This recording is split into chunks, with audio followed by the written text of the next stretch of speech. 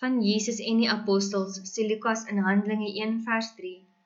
Na sy dood het hy aan hulle met baie onbetwisbare bewyse ook getoon dat hy lewe. In die loop van 40 dae het hy by verskeie geleenthede aan hulle verskyn en met hulle oor die dinge van die koninkryk van God gepraat. Die kere wat Jesus na sy dood aan die apostels verskyn het, praat hy met hulle oor die koninkryk van God. Vers 4 vertel van 'n keer wat hy saam met die apostels geëet het. Tydens die ete het Jesus vir hulle gesê, moenie van Jerusalem af weggaan nie, maar bly wag op die gawe wat die Vader beloof het, soos julle van my gehoor het. Vers 5 sê, wat die gawe is waarvoor die apostels moet wag. Johannes het wel met water gedoop, maar julle sal binne 'n paar dae met die Heilige Gees gedoop. Lukas wil ons verseker, dit is werklik, Jesus het opgestaan. Jesus gee deur die engele vir hulle die belofte met sy hemelvaart, dat hy net so sal terugkom, soos julle hom na die hemel toe sien opgaan het, vers 11. Met die hemelvaart stel Jesus ons dus gerus, dat sy weggaan tot ons voordeel is, en dat hy daarvandaan sal terugkom wanneer die tyd ryp is. Hy doen sy werk vanuit die hemel, self sowel as hier op aarde, deur ons, sy disippels. Die hemelvaart sê ons teks, laat ons dus vorentoe kyk, draai ons gesigte na die toekoms. Jesus sal weerkom, dit is ons verwagting. En as uitgestelde verwagting, leer dit ons om te volhard. Hierdie tyd van afwagting is egter nie 'n leentyd nie. Dis nie 'n tyd om op jou hande te sit nie. Die tyd van afwagting is gevul met aksie en betekenis. Dit is 'n tyd om die goeie nuus van Jesus se koningskap deur getuienis te deel. Dit beteken, Jesus se disippels werk aktief in alle tye en op alle plekke in diens van God se koningskap, in afwagting op Jesus, op die koningskap van God, by sy terugkeer. Jesus se hemelvaart is dus nie 'n blote weggaan nie. Reg deur Handelinge bly Jesus aktief. Op een vlak lyk die boek na 'n verhaal van die kerk, en dit mag lyk of Jesus weg is, maar op 'n ander vlak is dit ook 'n boek oor Jesus, die koning. Jesus is steeds die hoofkarakter, wat op sleutelmomente as akteur na vorentoe tree, soms baie direk, soos in Stefanus se steniging, Handelinge 7, met Saulus se bekering op Damaskuspad, Handelinge 9, en toe hulle die grens na Europa toe oorgesteek het, met die tweede sendingreis, Handelinge 16, en toe Paulus mismoedig in Korinthe was, Handelinge 18. Deurgangs maak Jesus egter ook indirek van mense gebruik onder die leiding van die Heilige Gees. Maar net so belangrik as die ervaring van die krag van die Heilige Gees en die besig wees met die koninkryk van God, wat Jesus besig is om te vestig, is die uitsig op die eindpunt, die hemel. Dit is waarvan die hemelvaart ons herinner.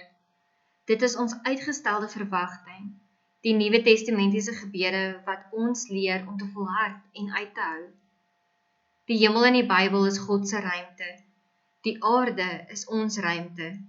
Die hemel en die aarde is die twee kante van dieselfde muntstuk, waarvan die een kant tans vir ons onsigbaar en ontoeganklik is. God woon in die hemel en is vir ons onsigbaar. Tog is God se bedoeling dat hemel en aarde eenmaal verenig sal word. 'n nuwe aarde onder 'n nuwe hemel, waar God self by ons sal kom woon. Jesus se opstanding uit die dood en Jesus se hemelvaart is die tekens en die waarborg van hierdie verstommende vernuwing wat God bring. Jesus se verheerlikte liggaam is die loodsprojek en die waarborg van die volle verheerlike werklikheid waarvan ons eenmaal deel sal wees. Jesus gaan na God se ruimte. Ons ontvang hiermee dus die versekering dat Jesus die Here is, wat aan die regterhand van die Vader geplaas is. Jesus is uit ons sigveld, maar dit beteken nie ons is alleen nie. Die Vader en Jesus skenk die Heilige Gees aan ons, wat ons bekragtig tot diens. Jesus is by ons deur die Heilige Gees. Ons is medewerkers van God wat hierdie aarde transformeer deur die boodskap van Jesus na alle mense te neem. Die sendingveld is hier en daar in ons onmiddellike omgewing, ons groter konteks en land, maar ook die eindes van die aarde. Ons het 'n taak om die koningskap van Jesus te verkondig. Diegene wat hulle oë op hierdie Jesus hou en met hulle gesigte na die toekoms leef, terwyl hulle God dien en van Jesus getuig, is die mense met 'n betekenisvolle, gevulde lewe en 'n toekomsverwagting. Amen. Kom ons sit net so, dan sluit ons oë in gebed. Here God Almagtig, dankie dat ons vandag die geleentheid het om Hemelvaart te kan vier, Here. Here, dankie dat ons weer vandag in U werk in herinnering kan roep, sodat ons kan weet, Here, dat wanneer ons na U graf gedraai is, dit 'n leë graf is, Here. Here, dat U opgestaan het, maar meer nog, dat U verskyn het aan die disippels en aan ander mense. Here, dat U hulle ook nog in hierdie tyd geleer het van U nuwe koninkryk en hulle toegerus het. Vader, dankie ook dat U elkeen van ons vandag toerus.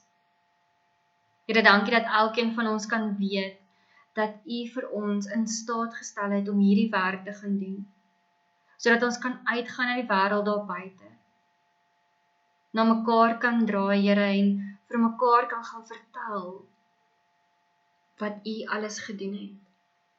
Here, gee dat ons vandag nuwe krag en nuwe hoop uit hierdie boodskap uit sal kan vind, Here, om U werk te gaan doen, waarvoor U elkeen van ons geroep het, om medewerkers van U koninkryk te wees. Vader, ons vra dit nie uit verdienste nie, maar alleen uit U groot en heilige naam. Amen.